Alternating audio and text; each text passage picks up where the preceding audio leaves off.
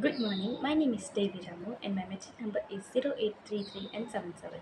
And today our group going to present about accounting for digital assets based on the article written by Jackson and Liu in 2023.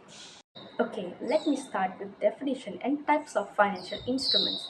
A financial instrument is any contract that creates a financial for one entity and financial liability or equity instrument for another.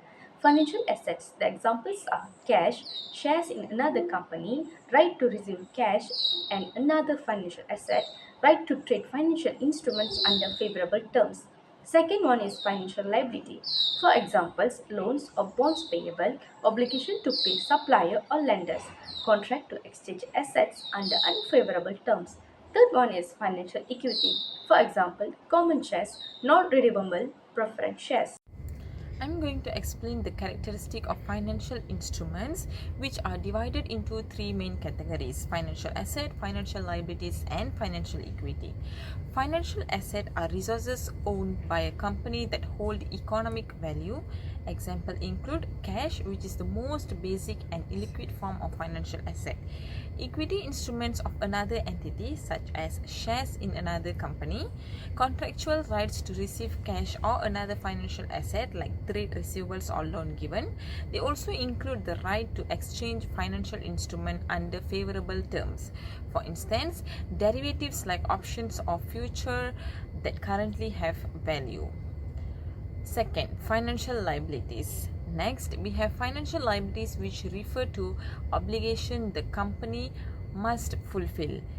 These are contractual obligation to deliver cash or another financial asset to another party, or to exchange financial instruments under unfavorable terms. Liability may also involve contracts settled using the company's own equity, especially when the settlement meets the definition of a liability, for example, when the number of shares is variable. Thirdly, financial equity. Financial equity represents the residual interest in the assets of the entity after deducting liabilities. It shows ownership and does not involve any obligation to deliver cash or another financial asset. Equity also does not require settlement in a variable number of owned shares. As conclusion, these three components are crucial in understanding how companies account for their financial and obligation. Financial assets bring in future benefits, liabilities reflects what is owed, and equity represent ownership value. Issues that highlight. First, the nature of digital asset is complex and constantly evolving, but there is no comprehensive standard under IFRS or US GAAP. Second, companies classify these assets differently, leading to inconsistency in reporting. Third, there is a lack of specific accounting standard. Many companies don't clearly disclose the types, values, or reasons for their digital asset classifications. Fourth, disclosure are often insufficient, especially for cryptocurrencies used as cash alternative or investment. Lastly, as new asset types emerge quickly, standard setters struggle to provide timely guidance, causing a mismatch between the economic substance and accounting form. In short, digital assets raise several reporting challenges that must be addressed to ensure transparency and consistency. I will explain how digital assets like cryptocurrencies are currently treated in accounting and what problems come with each method. This is based on international accounting standards like IAS 38, IAS 2, IFRS 9, and IAS 7. There are four main ways companies can classify and report digital assets: as intangible assets, as inventory, as financial instruments, or as cash equivalents. Each method has its own rules and limitations, and none are perfect for handling the unique nature of digital assets. The first and most common method is under IAS 38, intangible assets. Digital assets like Bitcoin are seen as non-monetary, non-physical assets. Companies record them at cost when purchased and later check for any drop in value, which is recorded as losses. However, if the value goes up, the gain usually cannot be shown in profit and loss. It only be shown in other comprehensive income (OCI) and only if there is an active market. The problem here is losses must be shown, but gains often cannot. This gives an incomplete picture of the asset's value and doesn't reflect that many companies use crypto as cash as an investment. The second method is IAS-2 inventory. This is used mostly by crypto exchanges or traders who buy and sell crypto in the normal course of business. In these cases, crypto can be measured at fair value less cost to sell, meaning profit and losses can be recognized as the market changes. But this option is only available to a small group of companies. If a company is just holding crypto for investment or future use, this method does not apply. This means many companies still cannot show the increase in value on their books. The third possible method is IFRS 9 or IAS 32, financial instruments. This applies to digital assets like security tokens that behave like traditional investment. These might give rights to dividends or ownerships, so in theory they fit the definition of financial instruments.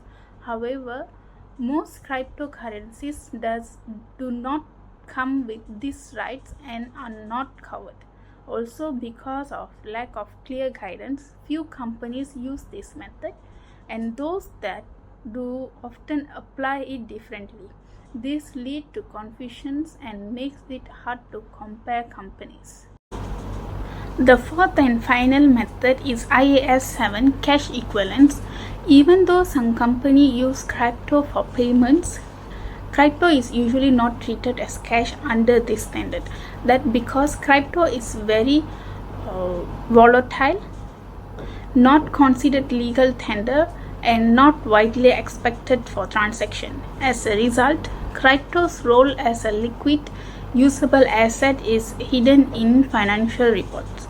For example, companies like Tesla may use Bitcoin like cash, but in accounting, it's treated like an intangible asset. This makes the company's liquidity look lower than its actual is. In summary, each method has serious problems. Intangible asset treatment hides gains. Inventory treatment is only available to few. Financial instruments are unclear and rarely used, and cash equivalents don't include crypto, even when it used like money. Overall, current accounting standards do not fully reflect how digital assets are being used for, how much they are worth, leading to unclear and sometimes misleading financial reports. Recommendations. Firstly, there's a strong case for developing a new accounting standard, especially for digital assets. This would involve purpose-based classification, allowing assets to be categorized according to their use, comprehensive coverage, ensuring all types of digital assets are addressed, fair value measurement through profit or loss, which reflects the true market value in financial statements, enhanced disclosures, so that users of financial report get a clearer picture, and importantly, consistency across jurisdictions, which would support global comparability. As a secondary approach, we would also consider amending existing IFRS standards instead of creating an entirely new one. This would include updating definitions to better reflect modern digital assets, clarifying the criteria for financial instruments, making it easier to identify which digital assets qualify, implementing mandatory disclosures, and finally, encouraging fair value accounting, which aligns accounting treatment with economic reality. Conclusion. Current accounting methods simply do not reflect the real value of digital assets.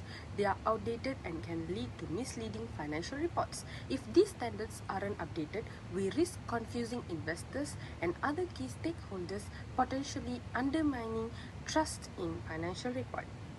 Therefore, it's clear that a new or updated accounting standard is necessary. We need frameworks that are fair, clearer, and above all, useful, especially in the fast-moving landscape of the modern digital economy. That's all from Group 5. Thank you.